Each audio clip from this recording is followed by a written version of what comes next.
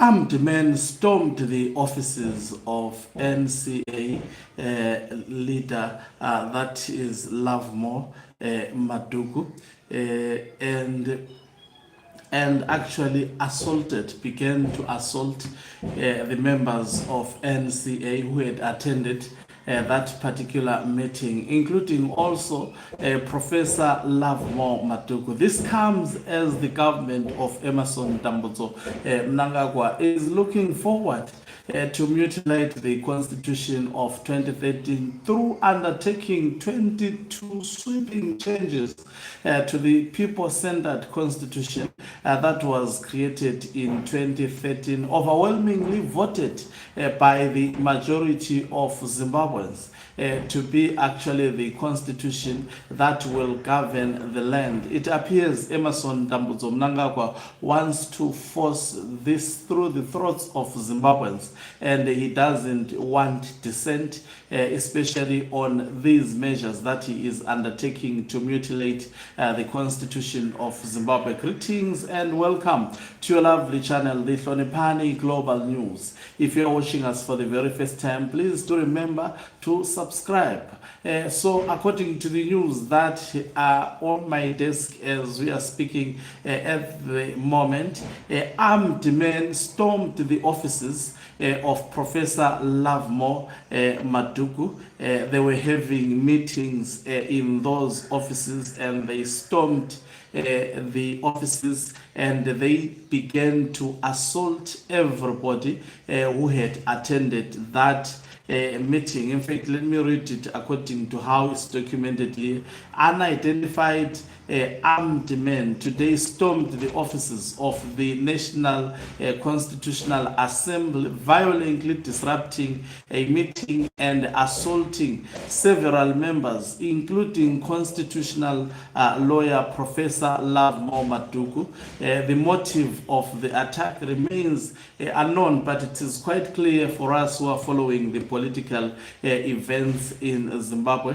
If they are able to actually kill people for the intervention that they are currently undertaking at the moment, what about actually assaulting people? We are going to see these atrocities actually being carried out to the people of Zimbabwe. People should not lose focus. This is a very, very crucial moment and a defining moment in the history of Zimbabwe. So why are they going after Professor Lovemore Madhuku? Remember, according to the plot of Prof Jonathan Moyo, they were supposed to use Madhuku to be on the side of Emmerson Mnangagwa, and Professor Lovemore Madhuku have shown no interest to represent anyone aiding the mutilation of the Constitution of 2013, but if there is anything, he is representing the war veterans who are also opposed, war veterans from ZANU-PF who are opposed to the 22 sweeping constitutional changes that Emmerson Mnangagwa wants to implement, and as such, by making that conscious decision not to be on the wrong side of the history, we have seen the regime of Emmerson Mnangagwa developing hatred all of a sudden on Professor Lovemore Madhuku. They expected to use him to actually defend the mutilation of the Constitution. But from the onset, Professor Lovemore Madhuku has been actually consistent, saying amendment number 3 of 2026 would never see the light of the day. He is on record saying they will try to oppose it through the judiciary system of Zimbabwe, and if the judiciary system also side with the regime of Emmerson Mnangagwa, then if a political situation fails, then another tactic which is beyond the political solution has to be implemented, giving examples that in 2017 the military realized that all people-centered mechanisms possible that they could be used to get rid of Robert Gabriel Mugabe.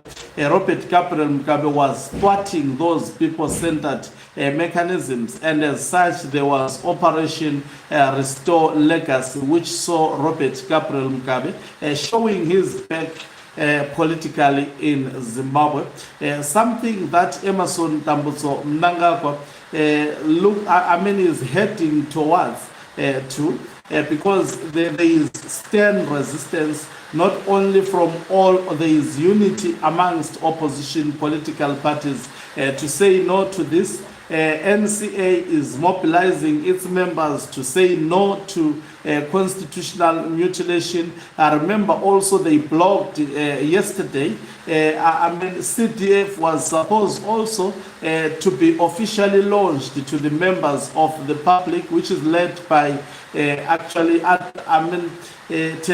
Advocate Tendai Biti and ZANU PF of Emmerson Tambutso Mnangagwa stopping that event through the ZANU PF Republic Police, who are not actually law enforcement agencies, but rather who are enforcement agencies of evil. That is what the Zimbabwe Republic Police has displayed over and over a period of time. In 2017, they were on the wrong side of the people, and this time around it appears they are also set to be on the wrong side of the people. So we are going to see more of this violence. It's a developing story. I hope I'll be coming to you later to actually give you more details to ascertain the extent of state-sponsored violence. There is absolutely no doubt that these thugs who actually stormed the offices of Professor Lovemore Madhuku,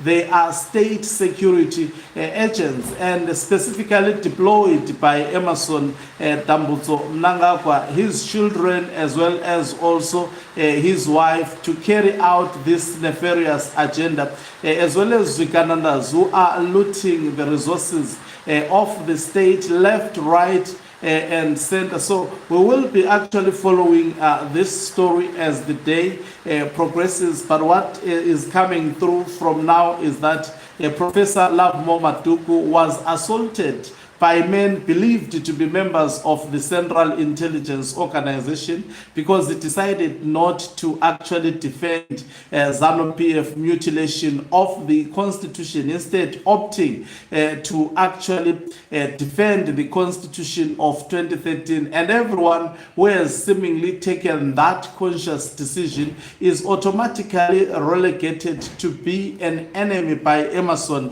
Tambutso Mnangagwa. So it's a developing story. We will actually put our eyes across and come back to you to give you actually more refined news. Thank you very much for watching us. If you are watching us for the very first time, please do remember to press the red or black subscribe button so that next time when we beam live, you become the very first one to watch us. You can financially support this channel by pressing the join button and be part of our members who are the heartbeat of this channel. You can equally do so by pressing the thanks button and send us stars. Oganqobo Mhlabane is signing off. Let me